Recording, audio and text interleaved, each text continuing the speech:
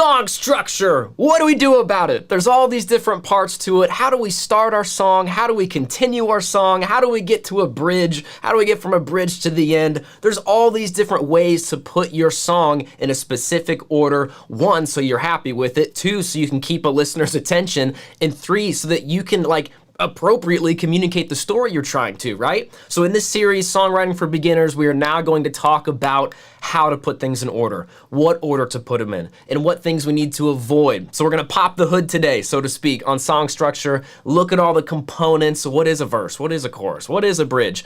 And then I'm gonna try to help steer you clear of some stuff maybe you need to avoid, like a break or a breakdown or an interlude or a post-chorus or a pre-chorus. There's all these additional things that can be overwhelming and stop us from even finishing a song, right? And if that's you, I really want to point you to the free guide that I put together that you can download that'll walk you through creating a song. So you just start with nothing and you can end with something. And my favorite way to use this is if you already have a song that you didn't finish. It's a 5-step process, so you just pick up where you are, right? You can already have a song. This is gonna help you finish it and overcome that writer's block, okay? So if structure is something that's been bugging you, after you watch this video, I want you to plug it into that download. It'll help you get a finished song. And if you get a finished song, you're gonna feel pumped up, you're gonna feel proud, you're gonna be ready to make another one, right? That's the way you're gonna continue to get better. So jumping into today's training, what we got, we're gonna talk about at the beginner level, again, right, it's a Songwriting for Beginners. We're just gonna talk about what is song structure, right? Like before we even talk about what order to put things in and some basic song structure, like we need to understand the components, right? We need to understand the pieces we're gonna use. So we're gonna talk about some basics. We're gonna talk about some other ones too. We're gonna move from that and talk about why is this important, right? We're gonna talk about how to structure your song like a pro, right? You're maybe sitting there wondering, how do all these artists, how do they come up with this? How do they make me love the song from start to end? We're gonna talk about how you can do that with your own songs too. And then we're gonna talk about just how to use song structure in your songs, so when to apply it, how to pick the sections. And I got a little bonus for us at the end here, just for you, if you hang with me, that I think will really help you out. If you're new to songwriting, but you're serious about it, that's right up your alley, okay? So let's dive right in. Song structure, just to define it really quick, and just a heads up too, all these definitions, I'm good at definitions, I'm gonna share with you, I didn't look up anything.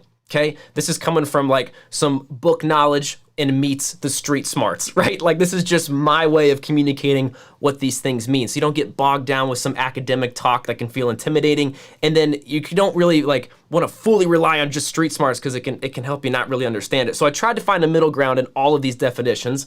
So song structure, I just think simply refers to the way a song is constructed.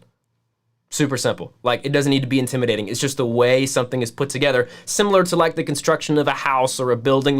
There's pieces that we need to understand. There's components to it that we have to figure them out by themselves first before understanding how they all fit together, all right? So just wanted to start us off with that really quick.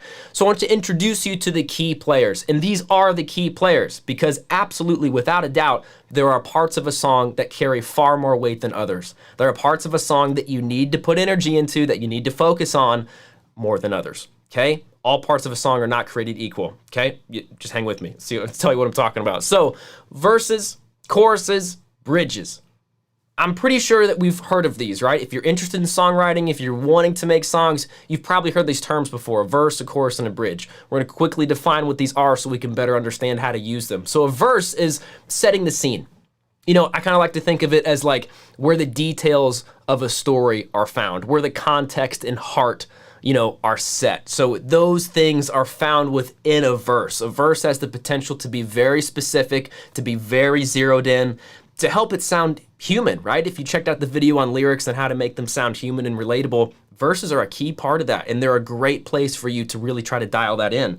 So verses, super important, they're a key player.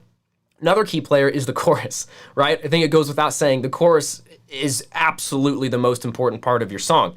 We can go back and forth about that. You could leave a comment, let me know. But I think the chorus is king, and all other parts of a song are subjected to it, right? All other parts of a song, the verses, choruses, post-choruses, breakdowns, outros, whatever, they all kind of bow down to the chorus, right? If you don't have a chorus, you don't have a song. So the chorus is the great sum up. If the verses contain a lot of detail, right, the chorus is that great sum up, that great summarization of the concept of your song, right? And it's also the part usually where there's the most earwormy parts. It's the easy, repeatable melody. It's the part of the song that really most people would remember, right? That most people would walk away from, generally speaking.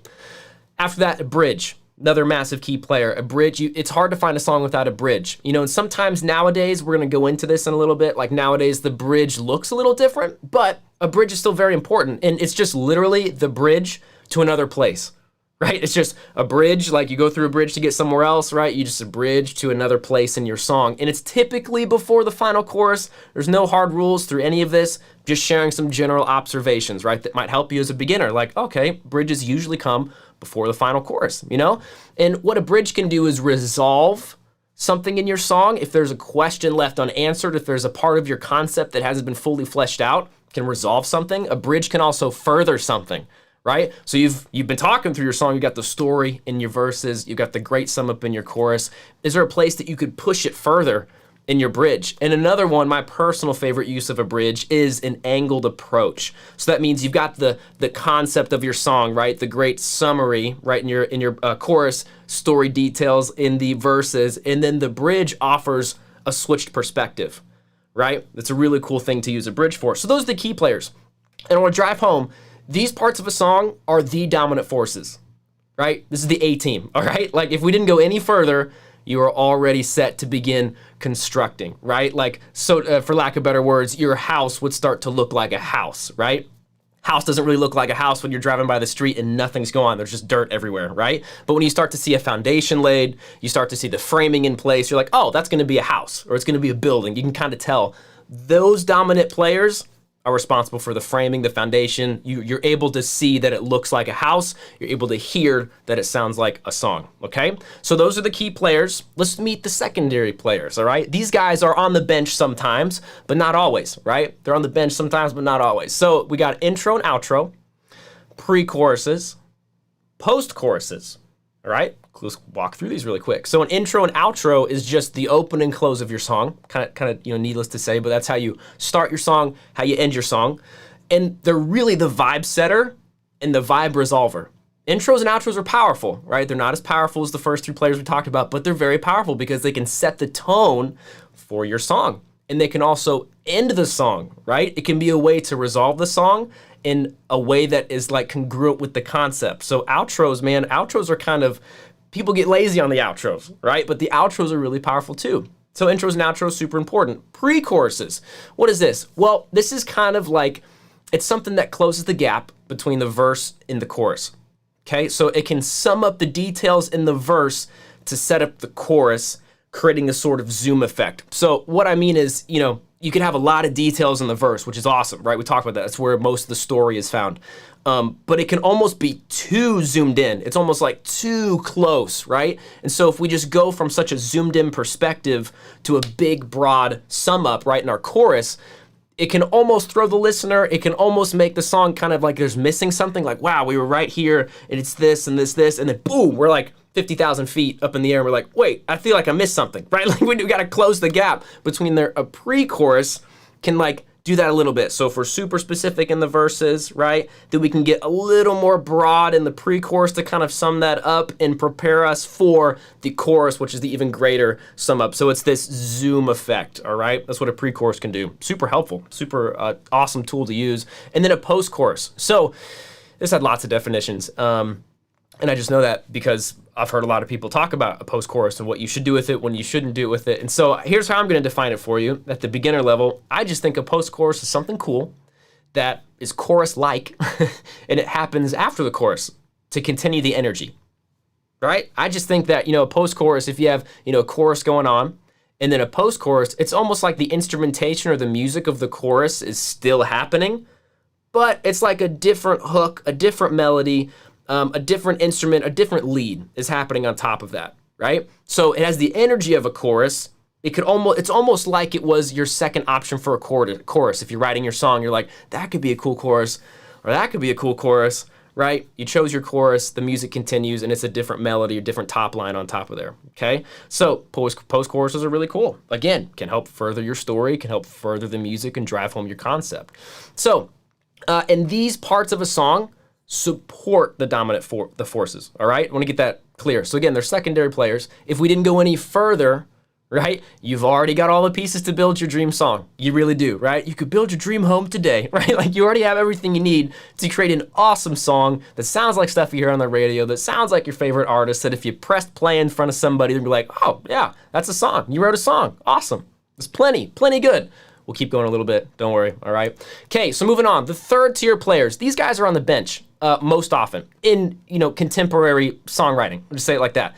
Not that they're never used, but as you'll see in a second, they're very genre specific, almost time period specific too, okay? So these would be things called break, breakdown, and interlude, all right? So these are common terms that you'll hear, and you can look up definitions for these too, but here's what I think. A break is a section where I just think things take a turn, right? So a break is just quite literally a breakaway from the established flow of the song, right? So your song is going, there's an established flow to it, and then all of a sudden there's something that shoots off into the stratosphere, and you're like, whoa, where do we go? Sometimes this could be a drop. I don't want to get too technical with all this stuff, but like this could be considered some sort of drop, like something where something lands hard and it hits hard and it goes somewhere else, right? Break, similar. A breakdown is the next one here, is a form of transition. Okay, so it's definitely a part of structure, but it's really a form of transition, all right? So a breakdown is just the intentional peeling away, right, of instruments and your dynamics to momentarily lay the song down, right? And that's all it is. So it's a form of transitioning, where you're going from something hard, the chorus is driving or something like that, or your bridge or whatever, and you're starting to break away from that, usually to get to a sparse moment, usually to get to an intimate moment. You'll hear instruments and dynamics start to peel away and fade off, and the song will kind of settle down a little bit. So breakdown's really cool, really cool. An interlude is just another form of a transition, okay? So it's typically an instrumental. I feel like most people would agree on that. It's like usually just instruments. There's not really any vocals, and the instrumental just carries the listener to another section. So it's just, again, it's another passageway. All right, so we're transitioning from this part to this part. Instead of just going right from there to there, we're gonna place a breakdown to help make that transition smoother, or an interlude to help us settle down for a second before preparing the listener for another part, okay? So these parts aren't always used in songs. I kind of talk about this. And the reason why is because often the genre and sometimes the time period of the music, quite honestly, will determine the use of them. So if you want to make a whole bunch of EDM songs, you're going to have a lot of breakdowns. You really are. If you want to make more alternative indie artist, grunge kind of stuff, you're going to have some interludes in there. You really are. You're probably going to have some breakdowns, right? So it depends on the kind of music that you want to make, and sometimes just the time period of the music we listen to. So contemporary music, just top 40, stuff that you would hear streaming on Spotify, like the top whatever, they're not gonna have a lot of interludes because they eat up time. They eat up time. I'm not saying that's bad or good. I'm just saying they eat up time, and time is a factor for these people to create songs that stream well, right? Because our attention spans are lessening, and we just want people, don't bore us, get us to the chorus. It's kind of the mantra of today. So just think about it. Think about what songs you'd like to make. Think about the artists that you listen to, and think about what kinds of dynamics you want to use. Just start to notice that. Like, that's a really practical action step you can take, is now that we're going through this, start to just identify the parts in your favorite songs. Like, go for a drive, listen to some of your favorite artists, you got a playlist or something, and just notice the structure, notice some common traits, notice how they use them, and if that's the kind of style you'd like to create, just pay attention to how they use them, all right? So we've talked about all these players. Now we're gonna talk about why they're important, right? So we've talked about the pieces that make up a song, right? Let's talk about how to arrange them in your song from start to finish, right? And the arrangement is important, all right? Because the sequence you place these pieces into can improve your song dramatically. It can improve it dramatically because the sequence you put it into is another tool to tell the story you want to, right? So if you're writing a song and you're just writing a whole bunch of lyrics, structure will help put those pieces where they need to go, right? To make it look like a song, just like we talked about the framing of a house, It's gonna give you, as the writer, focus and direction in your songwriting, right? If we're just writing all over the place, and we're just music all over the place, and we're just going, man, it's like, okay, to make a song is a craft, right? We could just make music all day long, that's just a 7-minute, 8-minute, 10-minute thing, right? But if you want to make songs, there's a craft to it. Part of the craft is how you arrange it and how you use these different pieces. So it's going to give you focus and direction, right? Helping you not go off into a song that is just a verse, like an endless verse out into the world, right? Or a chorus, you're just going 4 on the floor, driving all the way, and like your listeners are like, oh my, what the, where am I? Okay, I'm not trying to hate or anything. Maybe there's people who love that kind of stuff, but talking broad, general observations, it's gonna give you focus so you know what to write so you can complete your song, all right? And your songs will start to look like songs. Like we're talking about this whole house analogy that I'm on today. I'm all hyped up about it. Yeah, like the framing and all this stuff, it's gonna look like songs, sound like songs to whoever you play it to, okay? So let's dive in. Here's some common arrangements that are the most common like today, all right? And for a while. A foundational song structure, basic song structure is an intro into a verse, chorus, your second verse, chorus, bridge, chorus, chorus, outro, right? That's that chorus times 2, okay? And I want to point out really quick too, this is probably the most math that I'm ever gonna do in this video, but basic bar counts, divisions of 8 work best. So you'll see like these, I just laid out, again, there's no hard rules about this. Please don't get gripped up about the math of your song. It's not an experiment, all right? This is your artistry. We don't need to get gripped up about this stuff, but there's some general guidelines, right? Intro, 4 to 8 bars. Verse 1, 16 bars. Chorus, 8, 16. Verse 2, 16. Like you can see these patterns, but none of those specifics really matter as much as divisions of 8 do typically work best. That's how most things are divided up, okay? So if you care about that, if you needed to hear that, I hope that's helpful for you while you're making your songs. You're like, but how long do I make this? Just start in 8, right? Like divisions of 8, and just see if it flows well for the song that you're creating. Okay, so Foundations 2.0 would just be the addition of a pre-chorus. It's a very popular add-on. So you have an intro, verse 1, but before the chorus, it's the pre-chorus, right? So it would go pre-chorus, chorus, and then verse 2, pre-chorus, chorus, bridge, chorus 2 times, out, right? Very, very common basic structure. If you've never written a song before, pick one of these today, this week, this weekend, whenever you got free time, and try to make it. Just pick one of these. If you have no idea where to start, this is awesome. This is like 80%, right? You would be 80% there if you just picked one of these and tried to write those sections. It would be amazing. It would be awesome. Okay, so I want to talk about some contemporary arrangements because as I alluded to, we are in this streaming era, as I'm just kind of labeling it. Our attention spans are shorter, needless to say. We like our music right now. We have the ability to slide the play button wherever we want it to. We have the ability to skip on something we don't like. We can dislike it. We can heart it. We can add it to a playlist. All of that has kind of changed the way that mainstream songwriters and artists are writing their songs because streaming is kind of important. So I want to talk about how we can kind of hack that. This is some of the street smarts a little bit that you could add to your songs, right? Even if you're a beginner or if you've been writing a few songs and you're just trying to switch it up a little bit. Here's some stuff that I've noticed that maybe could help you. So a streaming era, basic song structure, check it out. Look at what's missing. So we just start with verse 1, right out the gate. Verse 1, chorus. Verse 2, chorus. Bridge, chorus, chorus, out. 2 minutes, 45 seconds. Sub 3 minutes, right? Then we're here. Another common one would be verse. Again, starting right with the verse. Pre-chorus, chorus, verse 2, pre-chorus, chorus, bridge, chorus 2 times, out. The big thing is it starts with the verse. The verse becomes the intro. It's that 1-2 punch of your vocals and the music right out the gate. You press play. Why is this good? Because it hooks the listener.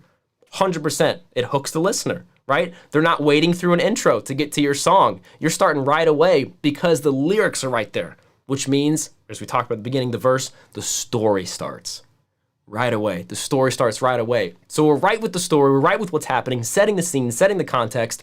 This is a chance for that killer opening line to be heard, right? Like that opening line becomes really important when you start with the verse and you're just setting the scene, okay? So that's a common one. Another one, streaming era 2, or like V2, version 2, would be just starting with the chorus. So it's kind of that same format with, just going verse to chorus or putting a pre-chorus in between the verse and the chorus, but it's starting with the chorus. What's the advantage of this? Maybe think of some songs that you know that do this, right? They start right away. Well, it hooks the listener, just like starting with the verse does, but in a little bit of a different way. What's it do? Well, the catchiest part of your song, ideally, right? The chorus is the great sum up, the catchiest part of your song is heard first, right out the gate, right? So this means that you have the highest potential of your listener to listen all the way through the song. Because if they don't like your chorus, probably not gonna like the rest of your song, right? Like, you don't need everybody to like your song, you just need a few people. You need the right people to like your song, right? So if they don't like the chorus, chances are they're not gonna finish it. But if they love the chorus, they're gonna wanna hear it again. So they're gonna keep listening, right? And this is great too if you personally, as the writer, as the artist, is kind of second guessing your verses. If you're kind of like, man, this song is awesome. It's got such a good chorus, but these verses, man, I just don't know if they're quite up to par with it, you know, and you're not rewriting the verses or anything. This is a little cheat, little ninja hack. You know, you can just start with the chorus. You start with the part of your song that's super catchy. You start with the part of your song that you feel most confident in, right? It can kind of help you, your confidence, your security a little bit, knowing that the first thing that happens is your favorite part of the song is the most catchiest part of the song. So it's just kind of a little side tangent there. But both of those ways hook the listener, okay? And this doesn't mean that an intro, you know, a traditional intro with music doesn't hook the listener. It's just some observations about our attention spans and stuff. You could just jump right in. Something to try, experiment with it, consider it. Come right in with that song, with that lyric. Come right in with that chorus. See what happens. I don't know. Experiment, right? Okay, so some common transitions. Again, structuring your song like a pro. These are some common transitions. This is where you're gonna see those third tier players kind of come into place, all right? So just taking the basic structure, Foundation 2.0 from a little bit ago, a breakdown would kind of make its debut here-ish. It really doesn't happen in the beginning, near the beginning of the song. It's kind of that 3/4 of the mark way. A breakdown is usually from that second chorus, or you know, whatever chorus is gonna precede the bridge. It's gonna break down into a bridge for an intimate, sparse moment. Bridges aren't always all over the place. They aren't always big and epic. Usually they kind of counter the chorus in some way with a different chord structure, or dynamically with just bringing everything down, right? So a breakdown can take us from a chorus to a bridge really nicely. A breakdown can also take us to the end of the song. So that final chorus leading into that outro, right? You can kind of break stuff and peel stuff away to help land the song. Totally. If we're gonna use a break, right, where things just kind of shoot off, like we talked about, and they veer off, they veer away from the established flow of the song, well, you have to leave time for there to be an established flow of the song, right? We don't just break right out like verse 1 or something. Like the song's going long, in this case, intro, verse, pre-chorus, chorus, verse 2, pre-chorus, chorus, bridge, chorus 2. Somewhere in there is very typical to find a break to shoot off in, all right? So it's kind of just some best practices there. Breakdown, you know, 3/4 of the way. Break, definitely more than 3/4 of the way, nearing the end. And then the last one is an interlude, right? Which is that piece of music, usually music only, that is just a passageway, carries the listener from one spot to another. And again, that's usually the 3/4 mark. That's usually further down the line. Now, these aren't hard rules, right? None of this is hard rules. These are just observations. And a breakdown can certainly happen from the first chorus into the verse 2. Breakdowns happen a lot throughout a song to increase or decrease dynamics, to peel away instruments. Interludes, just pieces of music. Sometimes you could find that at the beginning of a song. In a break, I don't know, depending on the kind of music, you know, like EDM or something where there's drops every like 8 or 16, 32 bars. Totally. But again, general observations. We're just writing songs, songwriting for beginners. Hold fast to these basic structures that have proven the test of time, and some best practices of where to put things like an interlude, a breakdown, or a break, okay? Okay, so this is all awesome. We talked about this. We're framing the house. Windows are being put in. Doors are being put in. But how do you choose the best structure for your song? Okay, this is awesome. Got all the pieces. Got some basic structures. Now, the song I'm writing, though, how do I pick the best one? You gotta write a song. Sorry if that was anticlimactic. You're like, what do we have to do? What do we have to do? Write a song. Yeah, it's all gonna come back to that. Most things just come back to write a song. Big pro tip right there. Because arrangement choices usually happen at the end of the process. Choosing your arrangement, you know, very rarely do you stick with what you start out with, right? So you're writing your song, you're writing these pieces. Sometimes you can start a song and you can map it out in your head. This is gonna be intro, this is gonna be this, 16 bars, chorus, whatever. But it really doesn't happen like that most often. You create your song, right? Because it's a story that you're telling, right? Going back to that lyric video, it's a story that you're telling. And so while you're creating your story, you know what I'm saying? Like you don't wanna try to interrupt that by just trying to force something on it. So you're creating your story, and at the end, as a reflection, as like taking a step away and looking at your song, you can start to think, okay, I'm missing something here. It feels kind of weird going from this verse to this chorus. Pre-chorus is a great tool for you. Man, I don't know about this. I don't really have a bridge, or I don't really have a part where things settle down. Like my whole song is just going. I don't really, like, the dynamic is the same, right? If you want to switch the dynamic, you could think of a bridge that becomes more intimate using a breakdown to get there. You know what I'm saying? So the arrangement usually happens at the end, like the final arrangement. The switching of pieces and moving them around is not at the beginning. You just got to write a song. So get your song done. Write your song, right? After that, start to mess with the arrangement. Start to think of things you could add or take away. And don't overthink this. This is the big thing. Remember, structure is just that. It's just structure, right?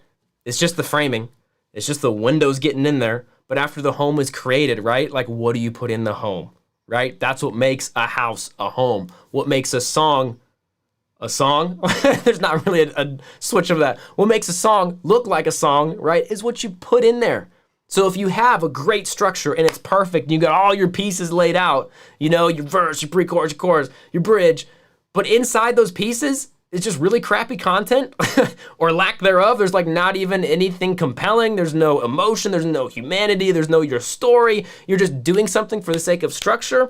Now we're becoming a little too academic. We're becoming a little too big for our britches, and we're just making stuff, right? Because we're supposed to, and that is where structure can kill you. Because you're sticking to a structure as if you have to. It's just a structure, man. Like, fill it with stuff. That's what makes a song, right? Filling it with stuff. Structure's super helpful to guide us, to help us have an order, right? But we really need to pay way more attention to what's going into the verse, what's going into the chorus, right? More so than the exact right format to lay it out in, okay? Hopefully that makes sense. So I want to end really quick. Like I said, the bonus I have for you, some rapid fire structure tips. Okay, if you're not serious, this isn't for you, all right? But if you're new to songwriting, or you've been songwriting for a little bit, if you're a little rusty or something, these are for you. So new, but serious to songwriting. This is stuff I wish I had a long time ago. It would have been awesome. So ready for this? Rapid fire. You could always pause the screen at the end and like take a picture if you want to, but here we go. Don't create long intros. Get to the verse so you can get to the chorus. Every song isn't a buried album track. So every song you're making doesn't need to be that buried album track that like have an interlude every 30 seconds that's 12 and a half minutes long. Not every song you make needs to be that. Remember, the chorus stands on its own. Remember, it's king. So when arranging, move things around the chorus. Don't start to split apart and tweak the chorus for the sake of the other things. The chorus stands on its own. It stays where it is. Everything else moves around it. Resist the temptation to fade out your song. No lazy outros. People out here using fade outs. I love a good fade out. I'm not saying I hate it, but I'm saying more often than not, put some effort in that outro. It's so easy to finish your song and be like, just fade it out, you know, whatever. Put some effort into that. Make that thing awesome. Don't overthink the bridge. Oh, it's a big one. I still struggle with this. Don't overthink the bridge. Because most often, it doesn't need to be as complicated as you're making it. Usually we make bridges, we drive ourselves insane trying to create something, right? Usually it doesn't need to be as complicated as you make it. Keep a loose grip on the arrangement throughout the process of making your song. We're kind of just talking about this, right? Don't be afraid to add new parts. So don't hold on to the grip. It's going to be this the whole time while you're recording and producing all this stuff, and then you realize your song is calling for a different structure. Don't be afraid to add new parts. And just because you wrote it doesn't mean it's set in stone. Oh, this is huge. I struggle with this. Be bold enough to remove things that you already wrote. It wasn't a waste of time. That's what I always thought. If I wrote something, I have to use it. No, you don't. And it wasn't a waste to create the thing because you still did the creative rep, right? The rep, like growing muscles, you did the creative rep of making it, right? That's only going to make your creativity stronger. It's only going to make your ability to write songs stronger. Nothing is wasted, right? So just because you have to remove something that you put a lot of effort into, that effort doesn't disappear. The only thing that disappeared was the time that you're using that thing, right? It's going to come back. Everything comes back around. Last thing, take breaks often. Take breaks often and clear your head before making any final decisions. Any final decisions about your song, especially when it comes to arrangement. Why? Because it's hard to steer with tired ears.